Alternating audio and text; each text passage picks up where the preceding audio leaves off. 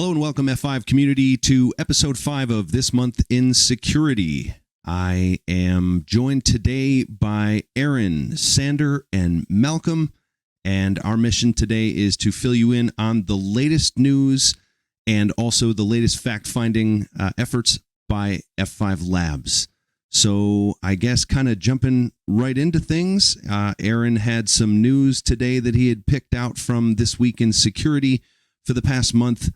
And we can probably, I guess, the first big thing, Aaron, was the SQLite, correct? Yeah, exactly. This was interesting. So every now and again, we get a vulnerability that's been found in a piece of open source software that's existed for a long time, and hasn't been reported, at least more often these days. Yeah, at least not reported by someone committed to responsible disclosure.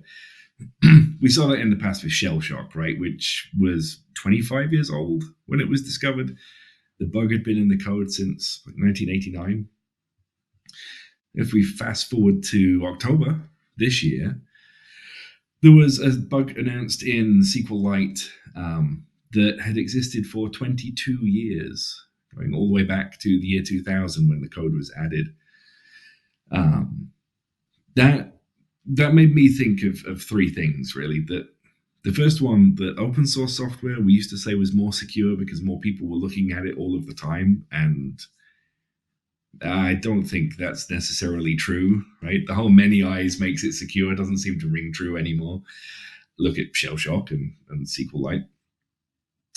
I think it shows us how SBOMs, software bill of materials, will make it easier for, at least for vendors and consumers, to understand whether or not the vulnerable thing is in the software that they're evaluating. It's not necessarily going to make it easier to understand whether the piece of software is in your estate, but at least in the piece of software you're looking at right now.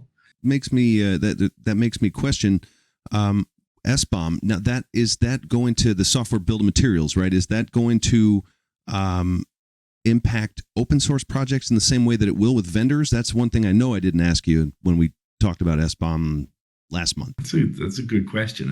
And actually, so my gut says no. It's really mostly going to affect vendors.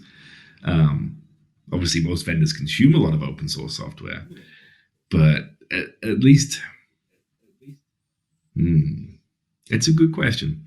There are some large open source projects that consume other open source projects. Absolutely. And do they have like a de facto SBOM because they're open source, or are those projects going to have to create a specific SBOM? They're open source, so you could just answer, just look at the code. Much like, are there any vulnerabilities? It honestly might be easier for some of them to do so if they, because the dependencies are probably pretty well understood, and with the open source, you get an easier path to traceability, I think. But I'm reasonably certain that there are quite a few open source projects out there that have essentially local copies of like hyper-specific versions of some other open source code in them that has not been revved. Yeah. Right. So there are definitely some issues there. It's not as simple as just saying, well, look at the code. I think there's going to be some, that may be what people say originally, but I think there's going to definitely be some work in that. Yeah. There was a paper that came out about a year ago, I think, and it was published by Veracode, and it was sort of their state of open source security. And I found it around this time last year when we were all fire drilling over Log4j. And it was actually a really, really amazing paper. It was a collaboration between Veracode and the Scientia Institute. And they quantified a lot of this stuff, and it was fascinating to see. It was like a little bit of good news, a little bit of bad news. I want to say it was the Veracode. I think it was SOSS, like the state of open source or something like that, volume 11. So if anybody wants to kind of know a little bit more about some of the quantitative research in this thing, it was a super cool paper. You mentioned Log4j, Sander, and that makes me think, SBOM is a great solution for what libraries does this product contain? But it's not a great solution for where do these things all exist in my network, right? Log4j, or there's millions of them all over the place in all sorts of stuff. And that extends further out than just libraries like Log4j. It's, how many elk stacks do I have deployed in my organization? Where are these all living that people have spun up over the years to consume data? Not only that, but the first thing I thought of when I read about this was, man, I got to call my old employer. We used back in my ops career, we used a whole lot of SQLite for maintaining, large user structures, essentially. Wow, that's terrifying. That was less than 22 years ago. So, well, isn't SQLite often used in a sort of embedded fashion, right? Yeah. Yes. Yeah. So right there, it's a patching nightmare. How many different versions of this do we have deployed? How many different? Yeah. So. Yeah, on thousands of servers across multiple generations, and oh man, I think I actually have a little bit more hope for SBOM in open source, right? Because I don't know a ton about it, but you see more and more sort of SBOM vendors popping up, and everybody sort of wants to help you solve this solution by baking you into an ecosystem with a dashboard that's going to tell you about it. And I just, my gut says we're going to see some sort of thing where two different SBOM vendors are going to have a different data model, and therefore there's going to be slippage between them or version problems or a new vuln. You know what I mean? It's like, I would like to think that the open source community can actually implement this better. You were talking there earlier, Aaron, about the many eyes are supposed to make it secure, and it's one of these things where like you can come up with an aphorism or a sort of proverb that goes in either direction, because you could also just say that this is like the tragedy of the commons thing, right? And which one we end up with, the tragedy of the commons or the many hands make better soup, essentially boils down to like how active the community is, right? If they're organized and they communicate about it ahead of time and people are keep their brain oriented around this, open source can do way better. And if it is more like, oh, I'm sure someone else is locking down that code, I'm sure someone else is scanning that, then we're going to have a problem, right? But I would like to believe that SBOM can thrive in this space. Yeah, I think our pals over at Lo-Fi Gang are all over that, actually. And hi, guys. By the way, guys. Yes. So actually, it's funny. Well, go ahead, Aaron. I was going to say the last thing that this makes me think, every time this happens, talking about open source especially, I think, it's great that we found out about this thing, right? And with Log4Shell and with the SQLite vulnerability, they're disclosed, and then we see, especially with Log4Shell, wide-scale exploitation attempts, right? Because it's disclosed, there's a proof of concept, and it was something that you could easily just spam across the internet. Mm-hmm. One day, clearly, if it hasn't, if it hasn't already happened, we're going to discover something like this that's existed for 20 years in some core piece of code that's deployed across millions of devices, and we'll realize that someone already has been quietly exploiting it for 20 years, right? That's the terrifying one for me. And we've just, we didn't know where to look. We didn't know how to see the IOCs. And all of a sudden, any boxes that you've ever seen popped where you've just thought, I just don't know how someone got in there, we'll know, right? 20-year-old bootkit. Yep. Well, my hope is, Sander mentioned, that the open source community could likely do a spectacular job of this. I kind of wonder if that more recent guidance from CISA has, on supply chain security wouldn't impact maybe the open source communities as a whole to try and take those appropriate actions if they haven't really begun to do so already. Because I guess you can't, as I think about it here, I know I asked the question before, but as you can't really legislate an open source mandate, I would think. I mean, you could maybe say that if you're going to use a piece of software, mandate an SBOM or such, but I don't know. we did have updates on the CISA stuff as well. Yeah, so there were two things that CISA published this month. Securing the software supply chain is the topic of both of them, and one is recommended practices for suppliers. The other is recommended practices guide for developers, which I think you can apply equally to closed and open source. They're not huge, 50 pages or so. All right, there's a reason that I'm reading, and they refer to a whole bunch of other documentation, right? They're less of a standalone guide and more of an index to all of the other things that you should go and read. But they're quite high level, and their intentions are quite broad. They're not, although these are, I suppose you should say, originally designed as guidance for federal government institutions in the US, the guidance is just good general guidance.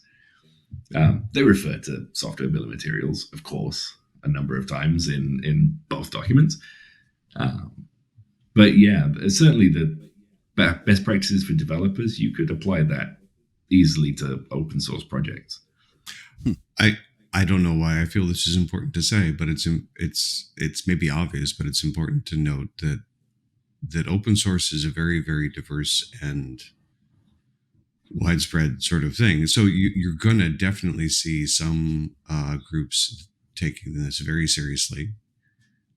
I expect the Apache Foundation probably will be at the forefront of this. You know, there are several other ones who have a lot of developers and a lot of momentum and a lot of reputation and so forth. But then there's literally millions of open source projects on GitHub that have been abandoned, right? So, you know, it's but yet somebody is still using them. And there's I think a sort of a fragment of the open source community that probably doesn't care what the U.S. government thinks, and Certainly. might even sort of revel in ignoring that advice, right? So, Absolutely, so yeah. Right. It's a super wide spectrum of people in that community. Yeah. It makes me want to do homework actually and talk with our PD teams here at F5, just find out where we are on these, you know, in terms of consuming this guidance and making sure that we are. As soon as you said Apache Foundation, of course, I went, well, Nginx, right? Let's see how that's doing too. A lot of our internal procedures and policies are, if not based on guidance like this, they closely mirror guidance like this. Mm-hmm. And yeah, for F5, it's important that we try and follow best practices. And these, they do outline good general best practices, right? Yeah, like we say, open source projects can be anything from, you know, hundreds of developers on millions of lines of code to one guy who pumped out left pad to pull a name from nowhere, for example. You know, or some other small project that, yeah, is in everything. I'm right back to that XKCD comment again about, you know, the whole internet being held up by the one thing that's maintained by the one guy. Yeah. Well, I was looking for a proof of concept exploit for vulnerability last month, and I ended up in some public GitHub repo. And I saw the latest comment that had been accompanied with a commit said, this code fixes a serious vulnerability. Hopefully my code is okay-ish. And I was like, I feel like this is like security in a nutshell right now. It's like gonna fix a serious vuln. Don't really know what I'm doing here. Just giving it my best shot. And I was like, there you go. That sort of sums up the whole thing. We have all these sort of $1 billion infrastructures and $1 million tools and all these things, and then we're all kind of shooting in the dark. That's what's called a no-look jumper in basketball, I think. So got to get extra eyes on that, I would think. You know, it would take 2 seconds to just say, hey, if anyone else is reading this, please review. You know what, though? The problem is so massive that I can't help but just say, good for you, man. Like keep it up. Totally. Yeah. I don't want to shoot this person down. Yeah. If everybody who had any capability to fix any security, you know, at any level of security bug was doing that a lot more, we'd be in a lot better space, but we still probably wouldn't even be getting the kind of coverage that we really need to fix the problem. Right. Mm-hmm. So, you know, it's like, whoever that person was, thank you. I wish more people did that. Like, and even if it's okay-ish, like, I mean, my patch would be okay-ish too. You know? So. and there we kind of come back to the question of the many hands, right? Is like if everybody writes okay-ish code and everybody collaborates on okay-ish code, it'll get better. And if everybody is like, oh, someone else is working on that, that's covered, then we're going to end up with mediocre code and phones and this whole thing. So it's actually, this is a slight correction. The many eyes, shallow bugs thing that we were talking about is specifically stated as given enough eyeballs, all bugs are shallow. Was the original formulation of that. That's interesting because given enough eyeballs, it doesn't mean many. It means as many as we need, right? Mm-hmm. And clearly we need a heck of a lot more than we have. Yeah. So it's a lot of code. Right. To give credit where credit's due, I feel like we've all sort of come to understand what the software supply chain is, kind of understand the risk behind that pretty quickly.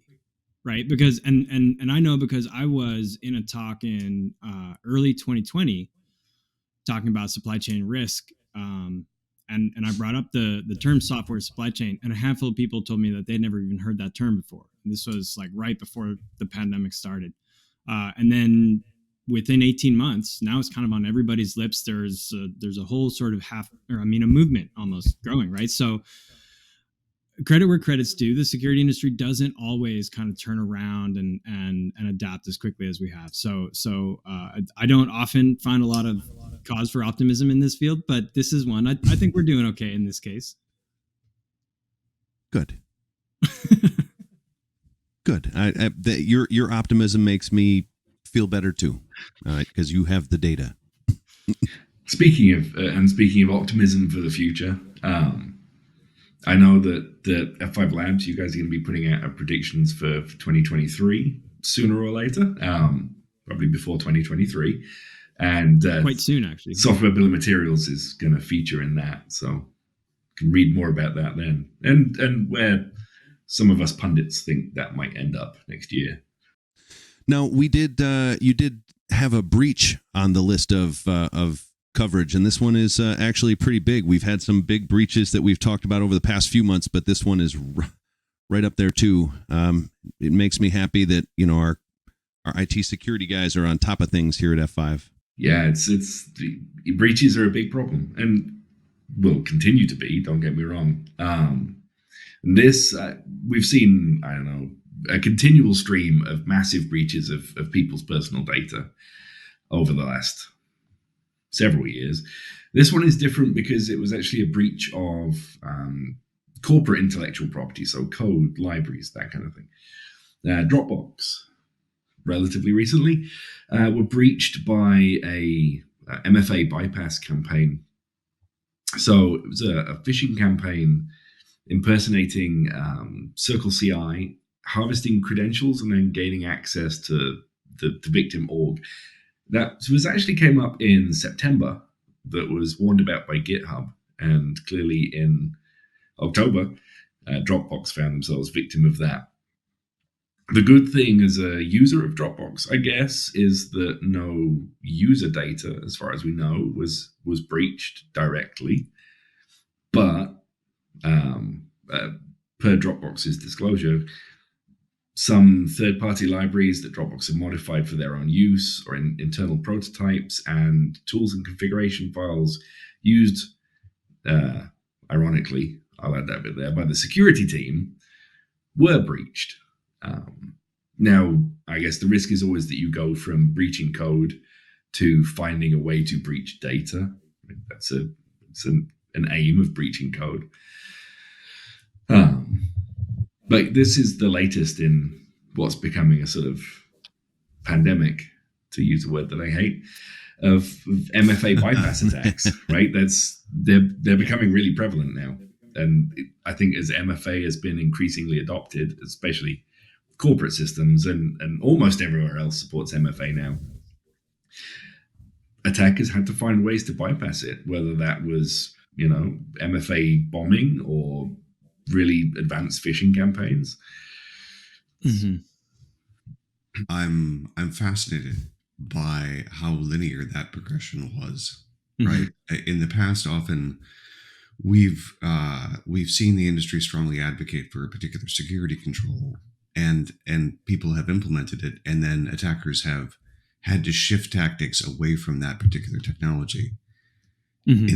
In this case, we've known phishing has been a problem for years, and MFA is a great security addition to that flow. I'm not going to say it's a fix, but it's an important thing to have. We advocated for that strongly. People actually implemented it, and then attackers just went ahead and bypassed it, right? Or Mhm. found techniques, right? So clearly, there's value in that particular flow for attackers. Like it is worth not just jumping over to something else, but like continuing to bang, Right. to be dedicated to that flow. And I have to just say, this seems to me to be an indication of just how effective phishing actually is, right? That it's worth trying to circumvent that control, Yeah. as opposed to going and doing something easier, right?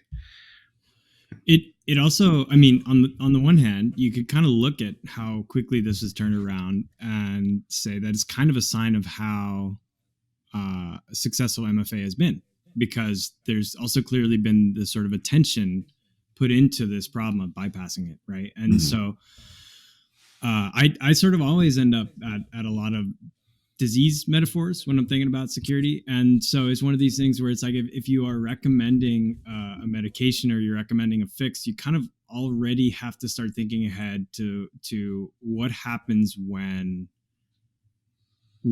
whoever I'm fighting adapts to the fix that I'm bringing out. Right. So the minute you start recommending a fix, you should probably start also thinking, what's the next generation thing? What is the next phase of auth or MFA look like? Because I sort of felt like it was inevitable that we arrive at this point. And at the same time, I would still recommend everybody implement MFA for now. Yeah. Right? Oh, It's still the best thing we got, but it's remarkable how quickly we've gone to, hey, I think I'm hearing a little bit about MFA bypass, and now it's week in, week out, right? Mm-hmm. Mm-hmm. It's intriguing. We had a couple of customers when I was still doing sales that were very much on board with MFA early, probably somewhere in like 2010, 2011. These guys were in upstate too. So I imagine in big cities, they were doing it even more already. But I saw many instances of 3 and 4 factor authentication early with these other, some of the places that I consider to be fairly intelligent, where you're not just doing a login and a CAPTCHA. You're doing a login, a second factor, via token, and then you got another thing that's like machine key or something like that, a pre-shared key, on and on. Or the other one that was really common was Windows registry keys. I loved seeing that, or hidden files on any sort of corporate Macs. There are ways to go to and I hope F5 customers out there, or anyone out there, is hearing this. There is more to multi-factor than simply, just the usual suspects. You can get creative with that. And of course, if you need help with that, you can always ask your F5 Field SE. Shameless plug. That I think is a really good point. I think that the typical understanding of MFA is that I have to type in a code from an authenticator app, or maybe do some kind of SMS thing. Not a huge fan of the SMS thing, but you're absolutely right. At least in some scenarios where there's a greater degree of control over the device, that and the whole chain of those things. Companies can implement device level certificates. There can be user level certificates. There can be behavioral, zero trusty kind of, patterns to be brought in. Is this person logging in from an identifiably corporate laptop using software that is what we expect them to be using, from a location at a time that we expect them to be doing so? You can really start layering things on, and that's significantly better. I'm not sure how that applies to my Google account, or something like that, but hopefully we'll see maybe a little bit more development, but you know, obviously you have to balance privacy and ease of use against these things. Now, Aaron, do I understand this one correctly? That even if Dropbox had been using a hardware token like a YubiKey or something, this specific bypass technique would have still captured that token string and succeeded, right? I think so. Yeah. It's funny that you mentioned YubiKey and other stuff. I was just thinking, actually going back to the SMS as the second factor. Malcolm, you said you dislike SMS as the second factor, SIM swapping attacks, that kind of thing. Yeah, not a huge fan. It's been bypassed a bunch. Yeah. What I seem to have, I don't know why it's suddenly become common. Maybe it's the sites that I've been going to. Sounds bad. Or maybe it's been a shift, but email is the second factor, which seems even worse. Yeah. Not a huge fan of that either. Yeah. You know, if SMS is bad, email's got to be worse. Yeah. Yeah, absolutely. Wow. Yeah, let's rely on something super trustworthy like SMTP. Yeah. It isn't even so much the protocol. It's just, I mean, email compromise is such a huge issue, right? And has been for so very, very long. Yeah. You know, even without going into two-factor things, I mean, it's absurd to me in some ways that you have situations where you might have multi-factor authentication to be able to log in, but to reset your password, you just need access to somebody's email account. Moving on from Dropbox's breach to a tool and technique that I saw in the last month that I found this really interesting. There was a report of a group called Cranefly compromising systems, dropping malware on IIS servers. And it wasn't really the malware that I found particularly interesting. Like the end goal, if you like, wasn't particularly interesting. It was the same sort of end goal that most people have when they compromise the system. What I found interesting was the control channel that the attackers were using.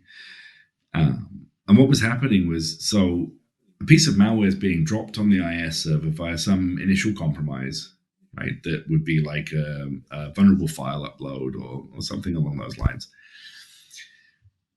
When that malware is executed, rather than opening like an outbound channel to talk to a C2 server, or making any kind of outbound request to get its instructions on what to do next, it actually just starts reading the IIS logs on the local machine. And then the attacker sends the commands to pass to that malware in what look for all the world like regular requests to your web server. And those requests contain specific code words. Those code words make the malware wake up and pay attention to that log entry and then pass out its command from the logs. The next stage for this in the actual compromise, I think, was to drop other malware. Well, I just thought that was very neat. Like no outbound connections for your outbound inspection to key off of. Nothing inbound other than like GET requests that you expect to see anyway on a web server. It was really subtle. Very elegant, yeah. I love it. That's really, really nice. I mean, that's somebody put a fair amount of thought into that, and I appreciate it. Especially since increasingly, right, outbound traffic or IOCs regarding and the really great thing about that particular approach is that you could literally send your commands to that malware from anywhere, right, via either another compromised host or a proxy or something else like that, and that has some legs. I'm expecting to see that technique used again for sure. There's some definite advantages there. It sort of reminds me of the DNS CNC attacks that we saw in the past, where you'd receive the command via a DNS query. That for whatever reason, this really makes my mind go right there. It's It's really nice. It wasn't one I'd seen before. And I mean, this specific TTP is probably burnt at this point. on the basis that it's been written about on the internet. But if you do happen to see, there are 3 4-letter strings: WRDE, EXCO, and CLLO, like in your IIS logs. That's an indicator that you're being targeted by this particular group and this particular technique. I fully expect, unless there's some low value actor out there who's just taking the existing malware and like sending it wherever, and that happens all the time, right? Stuff that gets weaponized by Mirai is the same exploits over and over and over again. They don't care where they send it or what really happens to it. Drop a Bitcoin miner, move on. I fully expect that like this group, whoever came up with this, will modify those strings, will modify their approach slightly, but the general approach of reading the log files is just, it's beautiful. Exactly. So I mean, like, what's the fix going to look like? Are we all going to have to start validating that stuff as well? Where do you start with that? Well, I will say that on a Linux machine, at least by default, a non-privileged process probably isn't going to be able to read the logs. Right. So that is true. So there's that. Like, there's that approach. I'm not enough of a Windows person to be able to say if a piece of malware that was either running standalone or as a child process of IIS, whether or not it would need or inherent rights to read log files. Clearly, in this case it did, but I'm not sure if turning that off would break anything. Yeah, I don't know, but yeah, I find myself wondering if central logging would be a good fix for this, rather than keeping your logs on box. Ship them off before they even hit your disk. To me, that would seem like a great way to get by this. Although I don't know. Off box. Yeah, I don't. As long as it's not running a vulnerable Log4j instance. Indeed. Otherwise, you just blow off at the other foot. I think probably the easiest way of tackling this is going to be like the behavioral analysis on the host itself. What processes are running? What files are they looking at? That's the kind of thing that like ThreatStack looks at. So it's, rather than looking at what is coming into the box, you're looking at what the box is doing. So you know what it normally does. You know what services normally run on the box. In this case, the dropper, the first stage is Python. So some Python script starts up and starts reading IIS logs. Should ring alarm bells, right? Unless you happen to use Python to read your IIS logs, in which case, it's a new script. It's got to ring some alarm bells. That's probably the easiest way of spotting this. It's not going to stop it, and actually stopping that inbound C2 channel. Like, preventing outbound C2 channels is real easy, but stopping inbound, that's a game of whack-a-mole, whatever way you cut it. I'm continually coming back to the idea of that I think, honestly, I think I've discredited this for myself at least. But the proper approach here is to whitelist every possible URL, that you have, and then implement that at some layer ahead of your actual web server and block anything that doesn't match it. And yeah, that would stop this, but also that is such an enormous pile of work. And so absolutely difficult, right? And unfortunately, I think that many, not to actually denigrate this approach in any way. If you have the resources to do it, it's great. But that kind of precise TTP finding, where you have, well, this is a Python process and it's reading web, IIS log files, that looks weird. Like, if you can do that at scale, I that's awesome. But it is similarly difficult. Right. Mm-hmm. Yeah. For much the same reasons, is that you need to have some sort of a baseline profile of what normal is, right? And that's hard to do.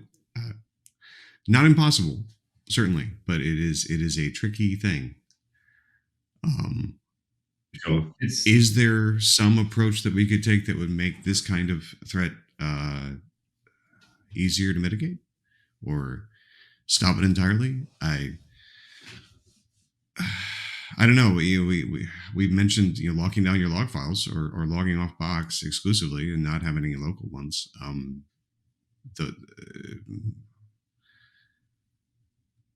The ramifications of that may be extending further than I can see. So yeah, it's. I guess I'm not really saying too much other than, geez, this stuff is hard. I'm starting to think we're not going to solve it today. No. Okay, well, that certainly is true, but there is always next month, and we can try and resolve all of these problems. There is one more thing to mention, of course, and that is the SANS ISC hyperencabulator. And I would like to say that if anyone missed that, you definitely want to go out and research this thing. It is super important for all of your encabulation needs. And it will solve all of these problems. 0 days, S-bombs, does it all. So absolutely. Go. It does talk about S-bombs explicitly in there, so I think it's important. If I had only known about the hyperencabulator before, I wouldn't have been going on and on about how hard security is. It's ideal for all of your prefambulated encabulation needs in security. I don't know. I feel like I'm constantly in the room with another person who's an expert, and we're both talking about the things that matter most to us. And it's like, sometimes it's just like 2 different languages, 2 different niches in security. And so it's like, all the encabulation really makes me just really, on a good day, it makes me feel incredibly attentive about how I pick my words and how I talk about security. And on a bad day, I'm like, oh boy, we're all in hot water here. Well, I would definitely, again, recommend checking out the video for anyone who's having really hard time with side fumbling. Now, that brings us to a close for this month in security for November. Again, I'm Aubrey with DevCentral, and we've had Aaron, Malcolm, and Sander here with us. Thank you guys for being here this month and every month. Thanks very much. Aubrey. Thank you. And as always, thank you, F5 community. If you did not get a chance or do not have the time to consume this video in its entirety on YouTube, you have a couple of other ways that you can get in touch with this content if you like. We do have a podcast now. This Month in Security is the first DevCentral podcast. It's available on soundcloud.com/F5 security and will be syndicated across all of the places right now. Apple and Google are in process. We'll have that a little more easy for you to gather later. And if that still is not good, a long format podcast, we will also have all of the articles cut up for you every month and released for the following month. Thanks again for joining me. And as always, have a great F5 day.